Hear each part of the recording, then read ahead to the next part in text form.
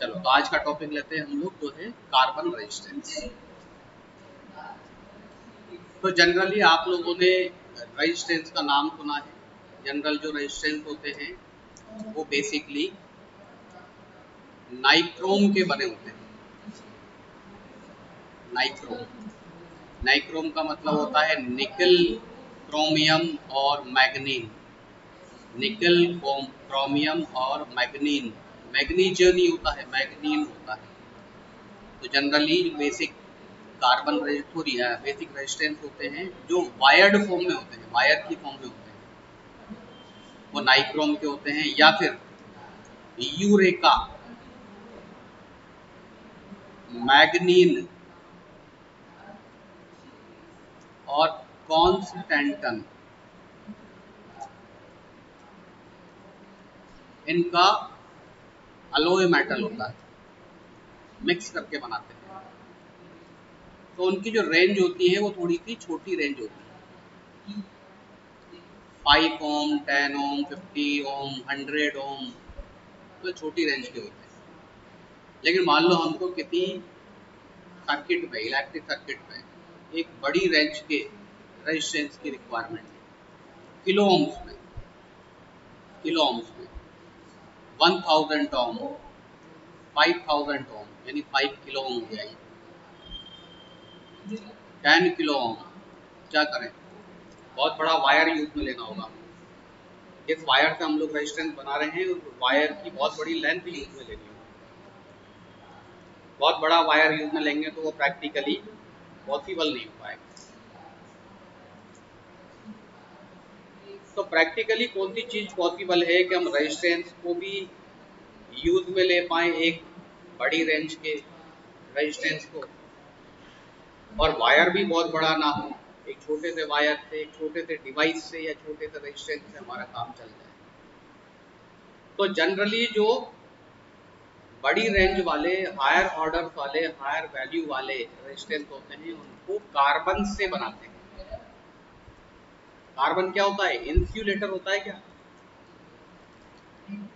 पढ़ा हुआ आप लोगों ने, इंसुलेटर। कार्बन का रेजिस्टेंस जो होता है वो बहुत ज्यादा होता है।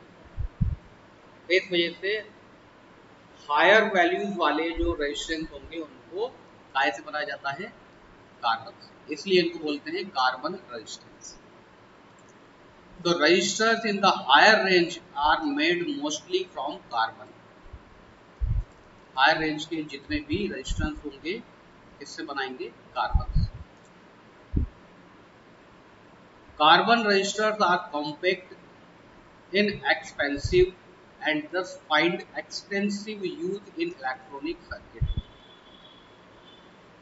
एक्सपेंसिव भी कम होते हैं, कॉम्पैक्ट होते हैं, मतलब छोटे से होते हैं, बहुत ज़्यादा बड़े नहीं होते। जैसे कि वायर की हम बात कर रहे थे कि वायर फॉर्म में लेंगे हम लोग तो बहुत बड़े वायर की रिक्वायरमेंट होगी, साइज बड़ा हो जाएगा। तो हमको क्या करना था, उसको साइज कॉम्पैक्ट करना था, छोटे साइज का यूज में लेना था, महंगा भी नहीं हो। तो ऐसे जो रजिस्टर्स होते हैं उनको किससे बनाया जाता है, कार्बन से। इसलिए इनको बोलते हैं कार्बन रजिस्टर्स। तो carbon resistors are small in size and hence their values are given using a colour code. ये जो कार्बन रेजिस्टेंस होते हैं, इन कार्बन रेजिस्टेंस का साइज वो छोटा होता है,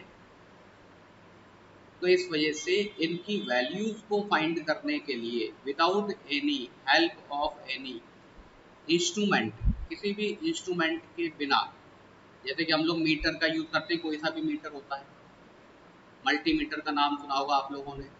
आपके घरों में अगर कुछ चीज़ खराब हो जाती है तो जो इलेक्ट्रिशियन आता है या मैकेनिक आता है उसको सही करने वाला, तो अपने साथ में एक मीटर सा लाता है, उसमें 2 लीड होती है, लीड लगा करके चेक करता है वो मीटर चलता है कहीं। तो without using of any instrument हम इन कार्बन रेजिस्टेंस की वैल्यू कैसे फाइंड कर सकते हैं। तो इसके लिए क्या किया जाता है, जब इनको कंस्ट्रक्ट करते हैं तो उसी कंस्ट्रक्शन के टाइम पर इनके ऊपर कुछ रिंग्स बना दी जाती है, ऐसे रिंग्स बना देते हैं कुछ। ये जो कार्बन रेजिस्टेंस होते हैं ये सिलेंड्रिकल फॉर्म में होते हैं एक्चुअली, इस तरह से सिलेंड्रिकल फॉर्म में होते हैं और इनके ऊपर ऐसे रिंग्स बना दी जाती हैं और दोनों एंड्स पर मेटेलिक इलेक्ट्रोड या लीड्स लगा दी जाती हैं। दो लीड लगा देते हैं, दो तार लगा देते हैं, मेटेलिक इलेक्ट्रोड बोल सकते हैं, मेटेलिक लीड बोल सकते हैं। इन्हीं लीड के थ्रू हम किसी भी इलेक्ट्रिक सर्किट में इनको कनेक्ट कर सकते हैं। अगर लीड नहीं होगी तो कनेक्ट कैसे करेंगे? तो बेसिकली जो कार्बन रेजिस्टेंस है ये किस शेप के बनाए जाते हैं? सिलेंड्रिकल शेप के। दोनों एंड्स पर क्या कर देते हैं? मेटेलिक लीड इनके ऊपर लगी होती है, दोनों एंड्स के ऊपर, और इनकी वैल्यूज को बिना किसी इंस्ट्रूमेंट के यूज किए हुए फाइंड करने के लिए इनके ऊपर एक पर्टिकुलर कलर की, इनके वैल्यूज के अकॉर्डिंगली कलर्ड रिंग्स बना दी जाती है। ये जो कलर्ड रिंग्स हैं इनके कोड फिक्स होते हैं, फिक्स कोड का यूज किया जाता है।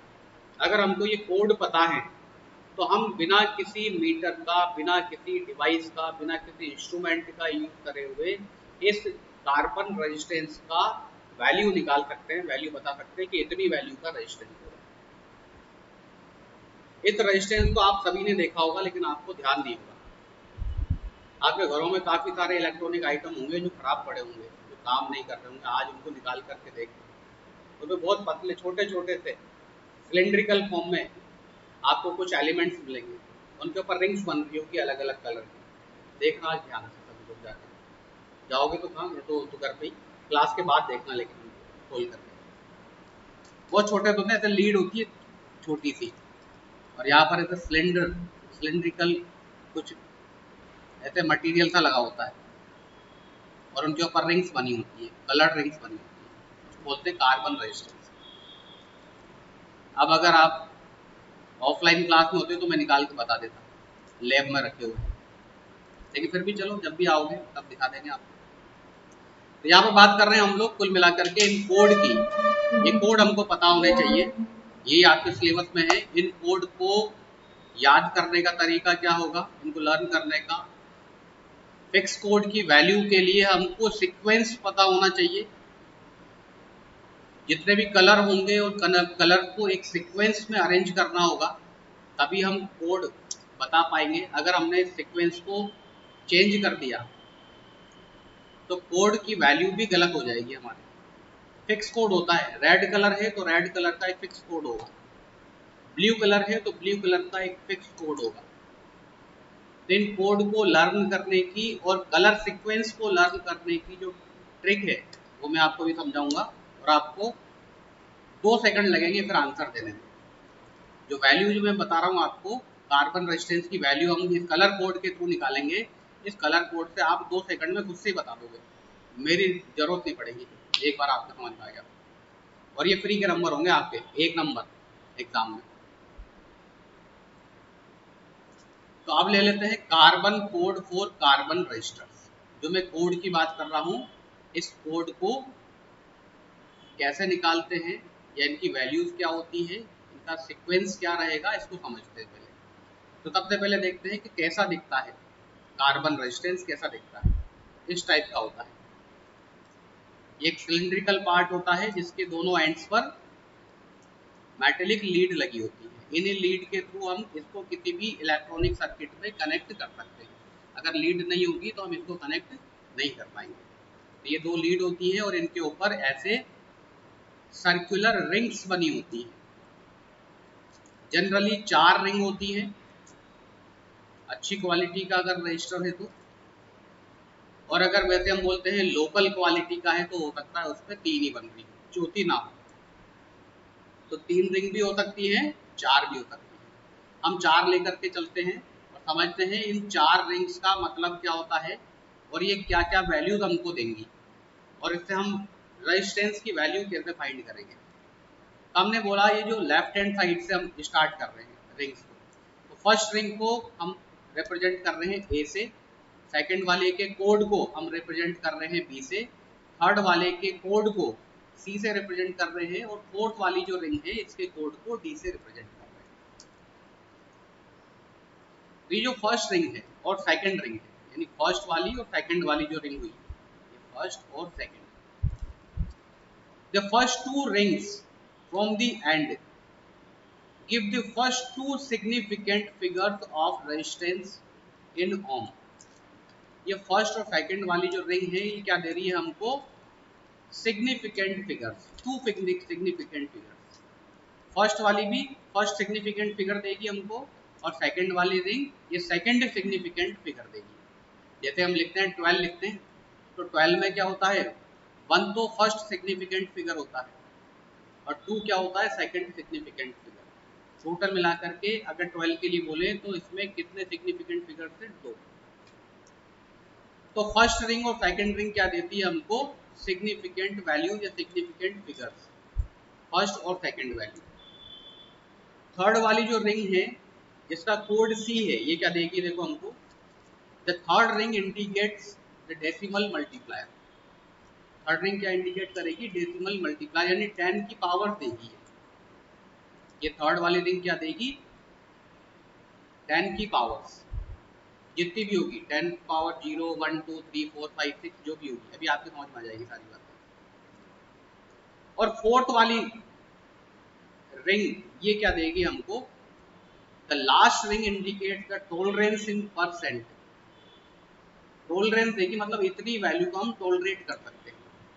जैसे एरर बोल सकते हैं हम लोग, इसमें इतनी एरर हो सकती है, इसको टॉलरेट कर देंगे हम लोग। जब हम बोलते हैं जनरली 100 ओम का है, हम बोलते हैं हो सकता है यार थोड़ा बहुत प्लस माइनस होगा, जनरल भाषा में बोलते हैं हम लोग 100 के आसपास होगा, 100 से प्लस माइनस होगा कुछ।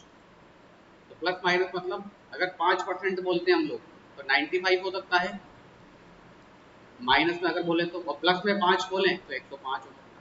इसका मतलब बोल सकते हैं हम लोग कि 95 से और 105 के बीच में कुछ भी हो सकता है, इसी के आसपास रहेगा। लेकिन तो टॉलरेंस का मतलब ये है एक्यूरेसी, एक्यूरेसी कितनी है इसकी, या इसका उल्टा बोलें एरर कितनी है। जैसे मैंने बोला यहाँ पर 100 था, अब एक्यूरेसी की बात कर रहा हूँ तो कितनी हो जाएगी, 95%। एरर की बात करेंगे तो क्या आ जाएगी, 5%। एक ही बात है, मैंने बोला प्लस माइनस 5%, 95 हो सकता है या फिर 105 हो सकता है, 105 हो सकता है। तो एरर तो हो गई आपके 5%, एक्यूरेसी कितनी हो गई, 95%। तो ये फोर्थ रिंग क्या देती है आपको, एक्यूरेसी एक तरह से बोल सकते हैं, जिसको बोलते हैं टॉलरेंस। ये टॉलरेंस की वैल्यू देती है। लिखेंगे कैसे, देखो लिखने का तरीका क्या रहेगा। फर्स्ट रिंग जो है ये क्या दे रही है हमको, first significant figure. Second ring क्या दे रही है, सेकंड सिग्निफिकेंट फिगर। तो यहाँ पर तो डिजिट आ जाएंगी, जो भी डिजिट होगी, जो भी वैल्यू होगी डिजिट की, वो वैल्यूज आ जाएंगी। जैसे ए की वैल्यू मान लो 2 है तो 2 लिख दिया, बी की वैल्यू 5 है तो मान लिया हमने 5 लिख दिया, तो ये 25 हो जाएगा। ये ए और बी से मिलकर के क्या बन गया, 25। दो सिग्निफिकेंट फिगर मिल गया। सी की वैल्यू है मान लो 3, तो ये 10 की पावर में जाएगा, तो इनटू क्या करेंगे, 10 की पावर 3, 10 की पावर में जाएगी सी की वैल्यू। और डी हमको देगा एक्यूरेसी, टॉलरेंस की वैल्यू, कितनी वैल्यू टॉलरेट कर सकते हैं हम। तो प्लस माइनस कुछ वैल्यू होगी, कुछ परसेंटेज वैल्यू होगी, यहाँ पर प्लस माइनस कुछ परसेंटेज होगी, डी परसेंटेज, जो भी इसका कुछ वैल्यू होगी। तो इसको लिखने का तरीका क्या हो गया, देखो इसको लिखने का तरीका है हमारे पास में, for example A B into 10⁻C plus minus D%, और पीछे लगा देंगे रेजिस्टेंस की यूनिट ओम। तो मैंने बोला फर्स्ट रिंग और सेकंड रिंग क्या दे रही थी, फर्स्ट और सेकंड सिग्निफिकेंट फिगर लिख दिया हमने, जैसे मैंने 25 लिखा था ऐसे ही ए भी लिख दिया हमने। थर्ड रिंग दे रही थी हमको 10 की पावर, तो 10 की पावर में C लगा दिया। फोर्थ रिंग दे रही थी हमको टॉलरेंस की वैल्यू, तो प्लस माइनस टॉलरेंस, D का परसेंटेज वैल्यू, और ये जो टोटल वैल्यू आएगी इससे निकल करके वो क्या हो जाएगी, इतने होंगे, ये रेजिस्टेंस की वैल्यू। अब निकालेंगे कैसे, इसको समझते हैं। ए बी सी और डी की वैल्यू कहाँ से आएंगी, हम बोल तो रहे तरीका तो समझ गए हम लोग। ये चारों रिंग को हम लोग को इस तरह से अरेंज करना है, ए बी सी डी को हमको इस तरह से लिखना है, लेकिन वैल्यूज आए कहाँ से, ए की वैल्यू क्या होती है, बी की क्या होती है, सी की और डी की कहाँ से लाएंगे, इसको समझते हैं। चलो यहाँ तक की बात क्लियर है सभी को, या कुछ पूछना चाहता है कोई, यहाँ तक की बात समझ में आ रही है।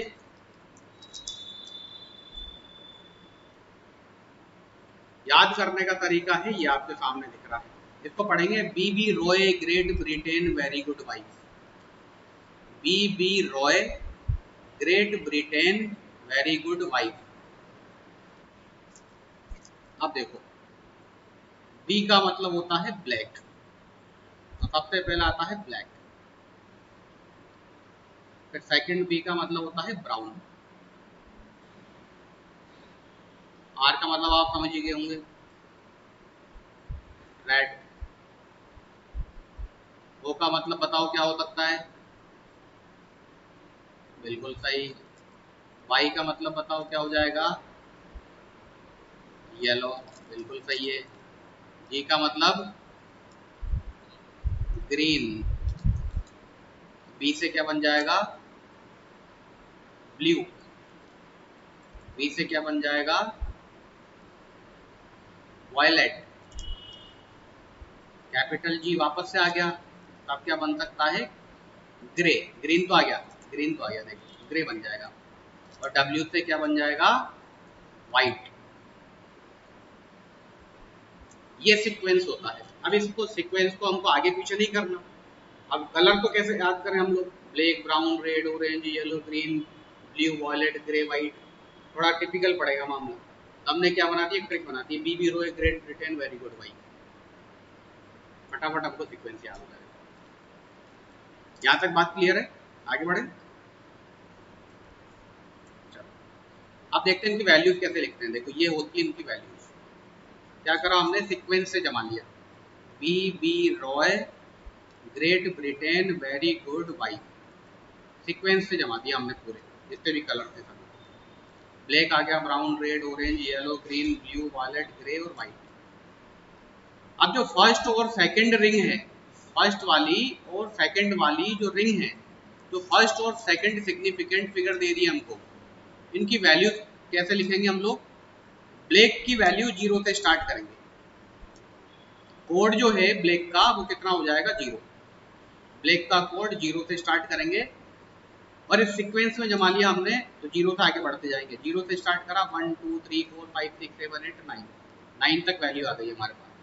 तो 0 से 9 तक वैल्यू आ गई। अब आप अगर सीक्वेंस चेंज कर दोगे, देखो येलो को आपने रेड के स्थान पर कर दिया और रेड को येलो के स्थान पर कर दिया, तो देखो सीक्वेंस चेंज हो गया। अब गड़बड़ हो जाएगा। रेड को आपने नीचे लिख दिया, तो रेड का तो 2 होना चाहिए था कोड, लेकिन इसके सामने तो 4 हो जाएगा, फिर गड़बड़ हो जाएगा।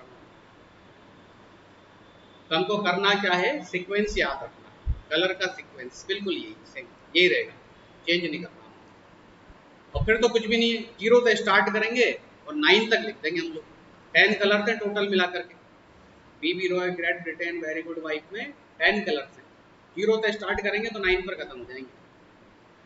अब बीच में कुछ ज्यादा दिमाग लगाने की जरूरत ही नहीं। 0 से स्टार्ट करो, 0 1 2 3 4 5 6 7 8 9 खत्म कर दो। यहाँ पर हमको वैल्यू पता लग गई। तो फर्स्ट वाली रिंग के लिए और सेकंड वाली रिंग के लिए इस वाले कॉलम से, नंबर वाले कॉलम से वैल्यूज हमको पुट करनी है।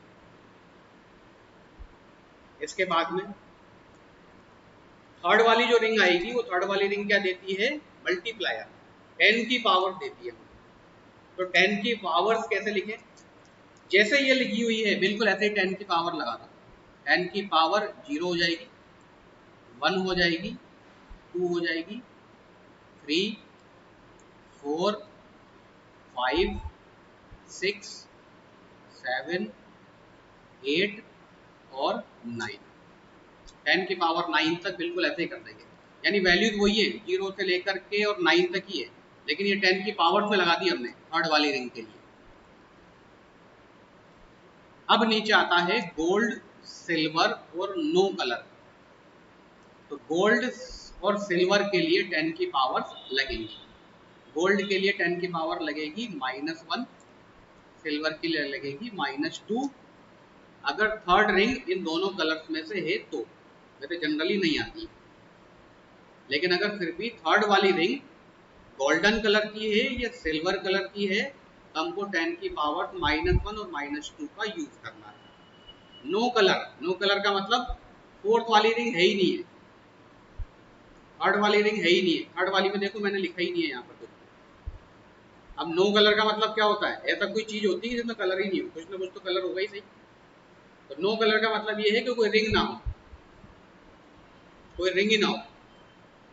तो थर्ड वाली रिंग तो ऐसा होगा नहीं कि थर्ड वाली रिंग ना हो, थर्ड वाली रिंग तो हमको मिलेगी। अच्छा, फोर्थ वाली टॉलरेंस को देती है, ये टॉलरेंस वैल्यू है। फोर्थ वाला कॉलम किसको दे रहा है, फोर्थ वाली रिंग की वैल्यू। स्टार्टिंग वाली फर्स्ट एंड सेकंड रिंग तो हमको नंबर से मिल गई, थर्ड रिंग की वैल्यू हमको मल्टीप्लायर से मिल जाएगी, और फोर्थ वाली रिंग की जो कोड है या वैल्यू है, जो कि हम प्लस माइनस डी लिख रहे थे, डी परसेंट, वही है ये।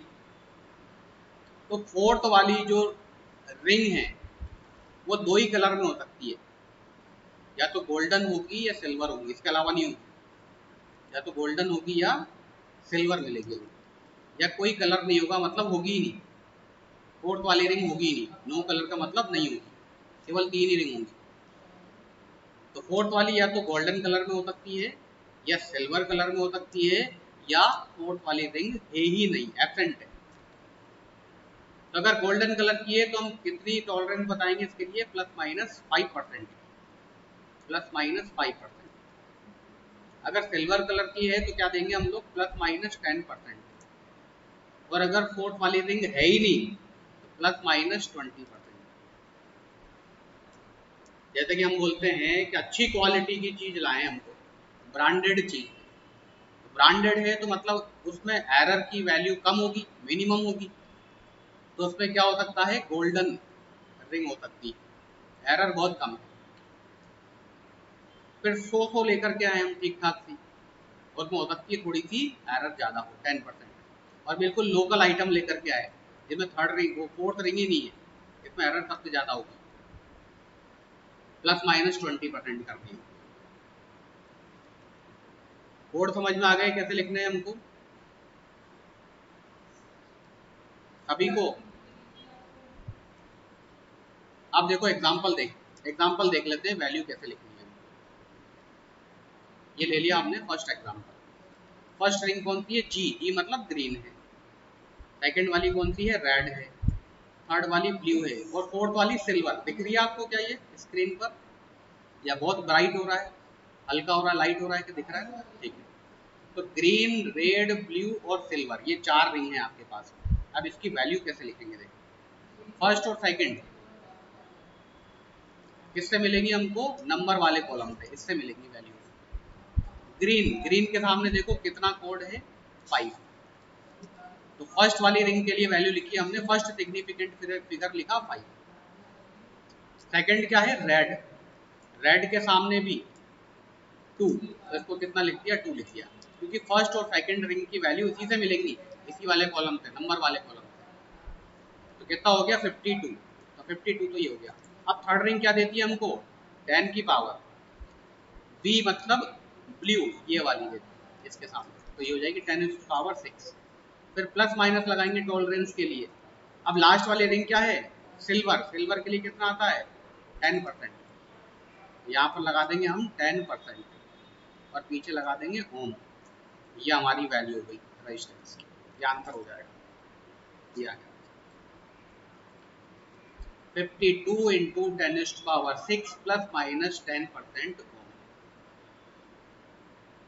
आगे बात समझ में।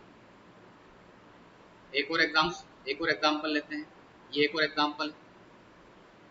अब देखो इसमें तीन ही रिंग है, इसमें चौथी रिंग है ही नहीं। ये चौथी रिंग नहीं है, इसका मतलब क्या लेंगे, नो कलर, एब्सेंट हो जाएगा। अच्छा, फर्स्ट वाली क्या है, आपको कलर से पता लग रहा है यहाँ पर, बस केवल पूरा लिखा हुआ नहीं है। अब दोनों में बी भी लिखा हुआ है तो कंफ्यूज ना हो, कलर से पहचाने आप लोग, ये ब्राउन है, एक्चुअल में ये ब्राउन है, ब्राउन कलर दिख रहा होगा आपको। अब ब्राउन के लिए बताओ मेरे को वैल्यू क्या लिखें, फर्स्ट वाले कॉलम से 1, ये आ गई 1, तो इसकी वैल्यू आ गई 1। फिर इसके बाद में सेकंड रिंग कौन सी है, वायलेट, वायलेट के लिए 7, और इनटू 10 की पावर लगेगी। कौन सी रिंग है, ब्लैक, ब्लैक के लिए 0, तो 10 पावर 0, और प्लस माइनस कितना परसेंट, 20%। क्योंकि देखो फोर्थ वाली रिंग है ही नहीं, नो कलर, फोर्थ वाली रिंग में कुछ है ही नहीं, कलर ही नहीं, फोर्थ वाली है ही नहीं है, कितना लगा देंगे ±20%, ये ऑन हो जाएगा। तो वैल्यू क्या आ गई हमारे पास में 17 इंटू 10⁻0 ±20%। 10⁻0 का मतलब 1 ही होता है, इसको ऐसे भी लिख सकते हैं 17 ±20%। ये की बात, ये लिखो। समझ में आ रही है बात सभी को? चलो आप खुद से निकाल के बता दोगे मुझे? 2-3 एग्जांपल ले लेते हैं हम। चलो तो ये हमने, हाँ बोलो। तो ये है हमारे पास में एक एग्जांपल, इसमें कोई भी कलर ले लेते हैं। बताओ क्या क्या कलर लें, बताओ। फर्स्ट रिंग का कलर बताओ, कोई भी बता दो, कौन सा कलर लें? वाइट। सेकंड बताओ, ब्लू, ऑरेंज ले लो चलो। थर्ड बताओ, येलो ले लिया। और फोर्थ में या तो आपको गोल्डन बताना है या सिल्वर बताना है या नो कलर बताना है। गोल्ड ले लो, ये गोल्डन। अब बताओ इसकी वैल्यू कैसे निकालेंगे? आर की वैल्यू बता दो आप, क्या वैल्यू हो जाएगी? व्हाइट ऑरेंज निकाल देता हूँ, व्हाइट और ऑरेंज देख लो क्या क्या वैल्यू है। 9 एंड 3, तो कितना हो जाएगा? पहले तो ये 93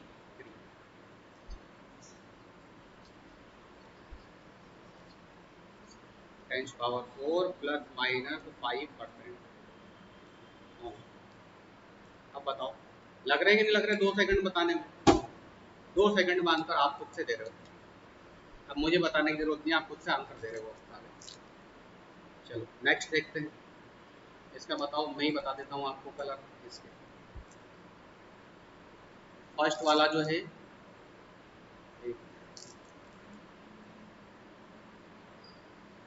फर्स्ट वाला लिया ब्लू, सेकंड वाला लिया ब्राउन, थर्ड वाला लिया रेड, फोर्थ लिया नो कलर। बताओ कितनी वैल्यू आएगी? बता देता हूँ, 61 इंटू 10⁻2 ±20%। आप लोग तो सीख गए। देखो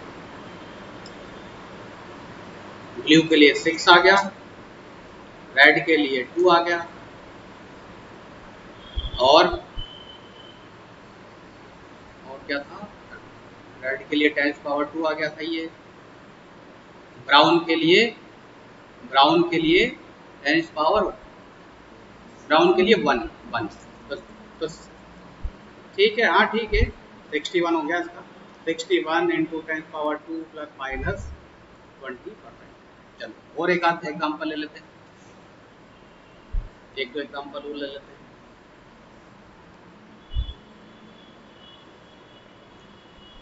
फर्स्ट कलर लिया मान लो हमने वॉयलेट, सेकंड कलर लिया हमने ग्रे, थर्ड कलर लिया हमने वाइट, और फोर्थ कलर लिया हमने सिल्वर। बताओ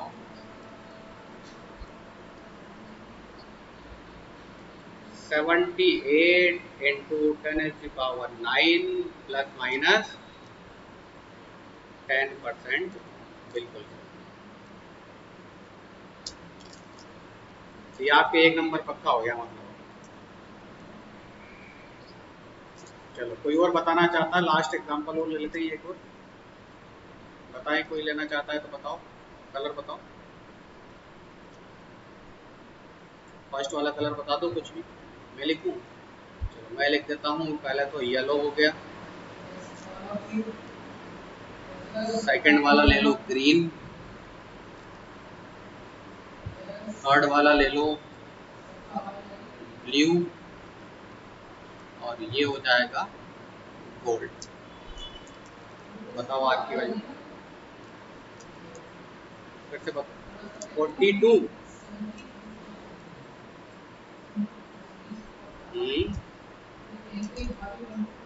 5%, बिल्कुल सही।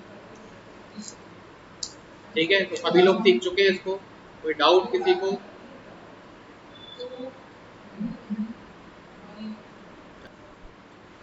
तो नेक्स्ट टॉपिक पर चलते हैं। नेक्स्ट टॉपिक है हमारा कंडक्टेंस एंड कंडक्टिविटी। कंडक्टेंस क्या होता है? Conductance is the reciprocal of resistance. Resistance का जो रेसिप्रोकल है उसी को ही क्या बोलेंगे हम लोग? कंडक्टेंस। अब मुझे बताओ रेजिस्टेंस की यूनिट क्या होती है? What is the unit of resistance?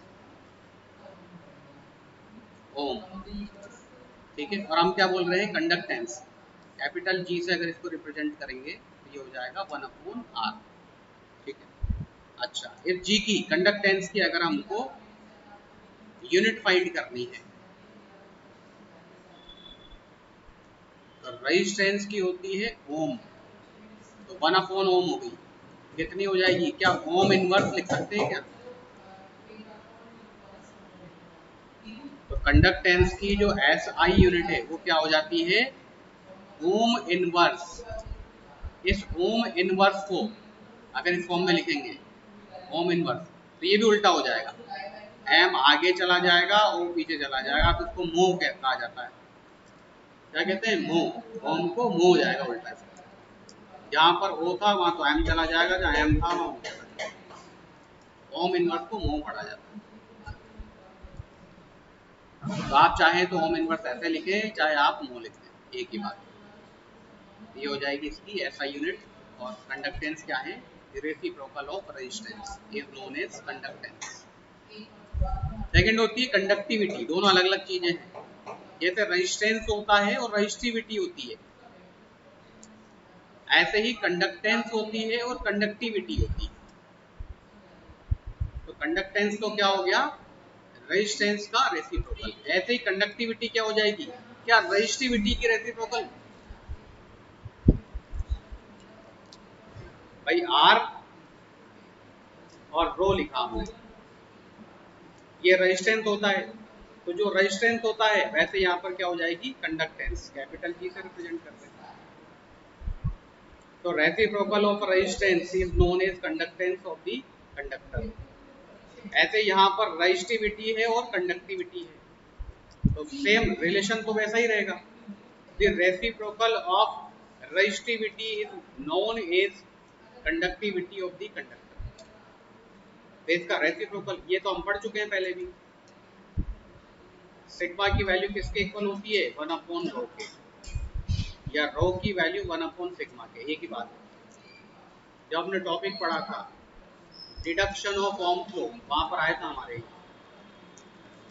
जिसमें हमने रो की वैल्यू को 1/सिग्मा के इक्वल लिया था। तो अब इसकी यूनिट क्या हो जाएगी? देख, इसकी यूनिट क्या हो जाएगी? रजिस्टिविटी की कोई यूनिट बता सकता है क्या मेरे को? स्पेसिफिक रेजिस्टेंस भी बोलते हैं हम लोग। स्पेसिफिक रेजिस्टेंस या रजिस्टिविटी की यूनिट क्या होती है? अभी कल पढ़ते ही बताइए मैंने आपको। बिल्कुल सही, बिल्कुल सही है, ओम मीटर होती है। अब हम बोल रहे हैं conductivity is reciprocal of resistivity, इसकी यूनिट क्या हो जाएगी? रजिस्टिविटी की रेसिप्रोकल। क्या लिख देंगे? क्या ओम इनवर्स मीटर इनवर्स? तो या तो आप लिखें ओम इनवर्स मीटर इनवर्स, या ओम इनवर्स को क्या बोल रहे हैं हम लोग? मो। तो मो मीटर इनवर्स भी लिख सकते हो आप लोग, या मो पर मीटर भी लिख सकते हो, एक ही बात है। तीनों सेम ही चीज है। तो आप चाहें तो ओम इनवर्स मीटर इनवर्स बोलें, चाहे मो मीटर इनवर्स कहें, चाहे आप मो पर पर मीटर कहें, तीनों सेम ही चीज है। तो ये हो जाएगी कंडक्टिविटी की एस आई यूनिट। क्लियर है?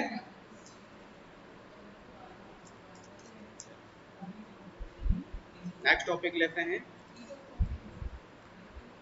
यहाँ पर लिख देता हूँ इसमें साइड में ही ohm inverse metre inverse.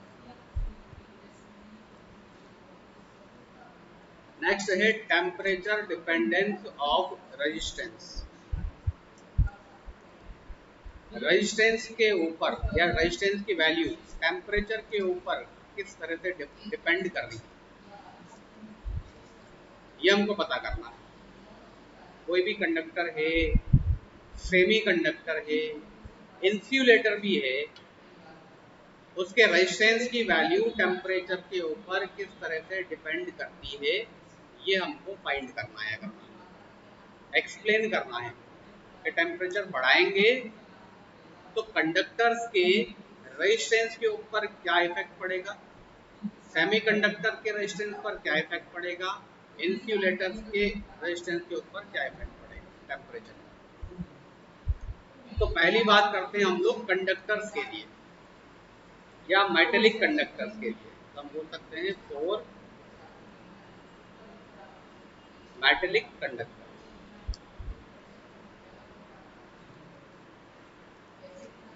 Metallic conductors, तो मेटेलिक कंडक्टर्स के लिए रेजिस्टेंस की value R is equal to rho L upon A होती है। R की वैल्यू क्या होती है, रो एल अपॉन ए।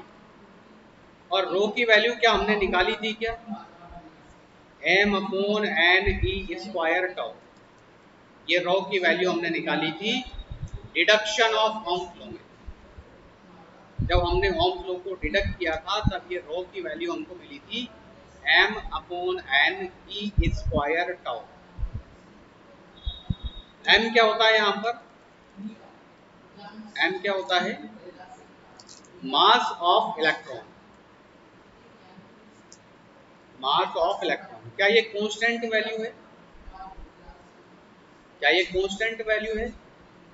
अगर टेम्परेचर बढ़ाएंगे, थोड़ा सा लॉजिकली सोचो आप लोग, कि अगर हम टेम्परेचर बढ़ाएंगे किसी भी कंडक्टर का, तो क्या उससे इलेक्ट्रॉन का मास चेंज हो जाएगा, क्या इलेक्ट्रॉन का मास बढ़ जाएगा या डिक्रीज हो जाएगा, कोई फर्क पड़ेगा क्या मास के ऊपर,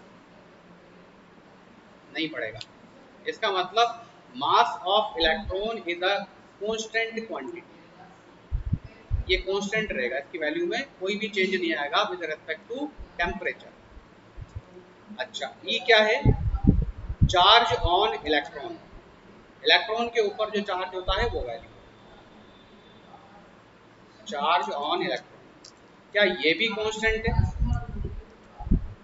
अगर हम टेम्परेचर बढ़ाएंगे तो टेम्परेचर बढ़ाने से क्या होगा, क्या चार्ज चेंज हो जाएगा, क्या 1.6 इंटू 10⁻⁻19 कूलम चार्ज होता है किसी भी इलेक्ट्रॉन के ऊपर। टेम्परेचर बढ़ा दिया तो पता चला कि -19 की जगह -22 हो गया, ऐसा हो जाएगा क्या, नहीं होगा। तो चार्ज की वैल्यू भी सेम रहेगी, ये भी कांस्टेंट वैल्यू।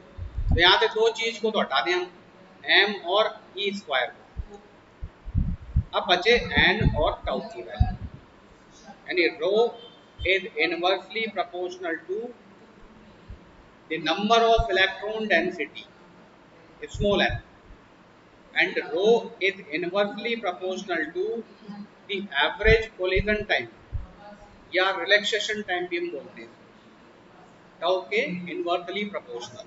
ये दो रिलेशन बचे हमारे पास। पहले फर्स्ट वाले रिलेशन को देखते हैं, n की वैल्यू, n क्या है एक्चुअल में, number of total electrons in per unit volume या total number of electrons in per unit volume. या हमारे पास में कोई सैंपल है या कंडक्टर है, इस कंडक्टर में जितने भी इलेक्ट्रॉन होंगे उन इलेक्ट्रॉन की संख्या, लेकिन किसके लिए, पर यूनिट वॉल्यूम के लिए। इस तरह से जनरली अगर हम लोग बात करें तो पर यूनिट वॉल्यूम में नंबर ऑफ इलेक्ट्रॉन कितने होते हैं, 10⁻29 इलेक्ट्रॉन पर मीटर क्यूब। पर मीटर क्यूब वॉल्यूम में इतने फ्री इलेक्ट्रॉन्स होते हैं जनरली किसी मेटेलिक कंडक्टर में, बहुत सारे होते हैं।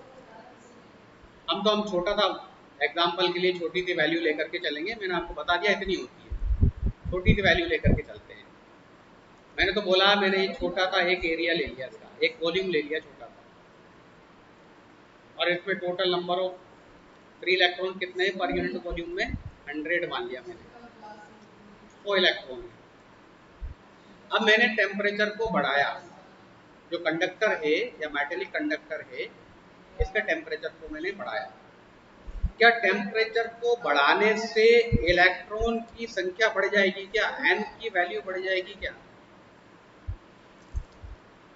100 इलेक्ट्रॉन थे, मैंने टेम्परेचर को बढ़ाया तो 100 से क्या 150 हो जाएंगे क्या ये? या टेम्परेचर बढ़ाने से 100 से 80 रह जाएंगे क्या? सोच करके जवाब दो। टेम्परेचर को बढ़ाने से नंबर ऑफ इलेक्ट्रॉन इंक्रीज या डिक्रीज हो सकते हैं क्या? हो सकते हैं।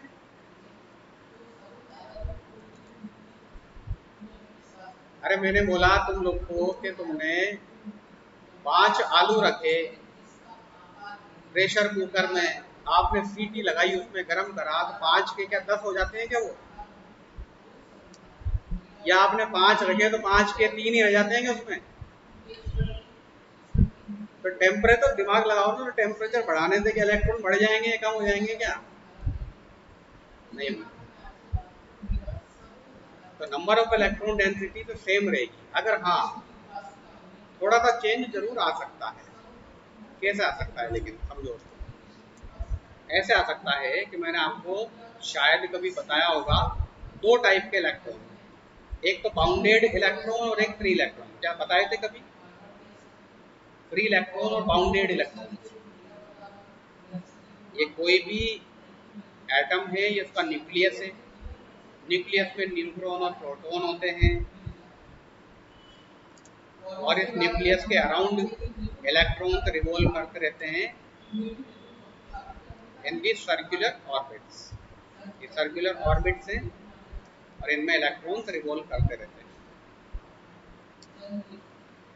तो मुझे ऐसा ध्यान है, शायद मैंने आपको बताया है कि सबसे जो आउटर ऑर्बिट होता है, सबसे आउटर ऑर्बिट में जो इलेक्ट्रॉन होते हैं उनके ऊपर न्यूक्लियस का कंट्रोलिंग सबसे कम होती है, इसलिए इनको फ्री इलेक्ट्रॉन कहा जाता है। और सबसे जो क्लोजेस्ट इलेक्ट्रॉन होते हैं,